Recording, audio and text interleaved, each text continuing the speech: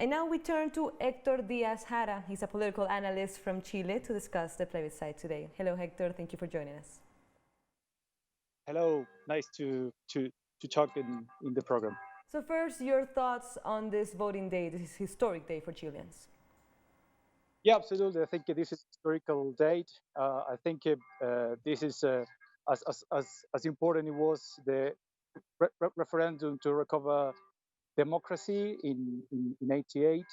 But probably the main distinctive feature in this case is that this process was led by the people, by social organization and social movements that lead to the uprising of the last year. And this is probably one of the key results that at the moment we can see as a consequence of the popular mobilization. And what were the main rejections towards the dictatorship era constitution in Chile, the ones that the people were protesting in Plaza Dignidad? I think the key elements of the previous constitution is the fact that it was created in an undemocratic and authoritarian regime without any possibility for real democratic discussion. So it was merely an imposition. But more in details, also there is a lot of restrictive measure of democracy and also embedded what we can call a set of neoliberal policies that in the key spheres of social society, like education, health, and pension system. And I think it's the combination of the undemocratic context in which the constitution was created, plus how the constitution enforced some public policy in the sphere of social services that made the people really neglect and put forward the need for social change.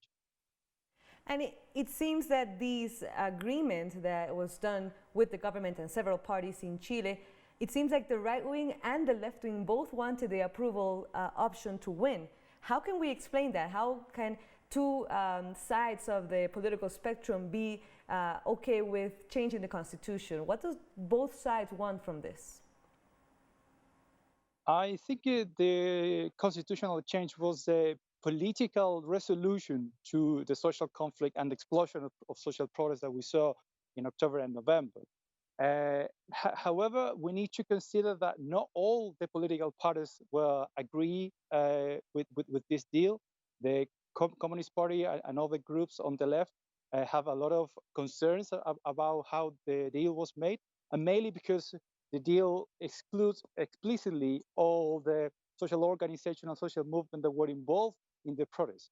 So I think this is a good solution, a positive solution, thinking in the democratic stability of the country, but at the same time, there's a lot of constraint that due the year we have seen some criticism from social movement. For example, gender equality and the inclusion and the representation of ethnic minorities and being significant issues of concern. And also there is a lot of concern from the side of social movement related to how the process will be led after the referendum. We need to look for a better representation of the social organization, but also the population abroad. And one of the key elements that we have right now is there is not enough trust in the political parties that already exist. So probably that is a significant challenge that we need to address. But I think if from both sides of the political spectrum, there is a quite clear consensus that Chile need a change. All the population made clear that statement. We want to see the result in a few hours. And therefore, the best solution that the political spectrum find was to hold a referendum and a set of elections to transform the current constitution. So, Hector, we are just getting some live images from Plaza Dignidad, Dignity Square, as it has been renamed in Santiago, of people that are still protesting, even though the voting is still taking place, even though their demands have been met with this historic vote. What would you say would be their demands now, or what is happening in the streets today that people are still demanding more reforms to the Chilean state? I think we need to understand that one of the key demands of the movement of last October and November, it was not just changing the constitution. There is a lot of concern about, for example, the raise of the minimum wage, a huge reform in the pension system, and health. Those elements have not been considered, and we don't have an answer yet. During those months, people was demanding the social agenda for further transformation and more short-term transformation in dimension of life like health, pension, and education. And those demands has not been resolved at the moment. So the constitution, of course, will open new possibilities for further reform, but we need to understand that people are still demanding a better life and in the immediate context. The second element that is important to consider, there is still demands for justice and truth. During November and still a couple of weeks ago, we still have seen how the police and the army has systematically abused human rights, and there is no clear answer to that demands of justice and truth that is still spread in the population. And the third element to consider is how the government has mismanaged the intervention with the pandemic. There is a systematic accusation that the system of trace and accountability of the government with the virus is not have been correct. There's a lot of concerns about those issues as well. So therefore, there's still some demands in the people that the referendum not necessarily is giving answer. And since you were mentioning that this was one of the main demands and let's say one of the first fights that the social movements are taking on, it would also seem that there's another fight coming on that will be how to form this commission, how the people that will be writing the new constitution will be chosen, and if the indigenous people will be taken into consideration, women, students, people that are pensioners, for example. How would that fight take on now after this vote? I think there is a political challenge of the political parties that are involved in the process to open as much they can their platforms to try to integrate those sectors and being left behind for decades. But also there is some criticism about the quorum of the constitutional convention. There is not enough clarity about how the quorum will be used. It will be used for a small minority to block any possibility of change, or will be on the other side used as a source of transparency and objectivity.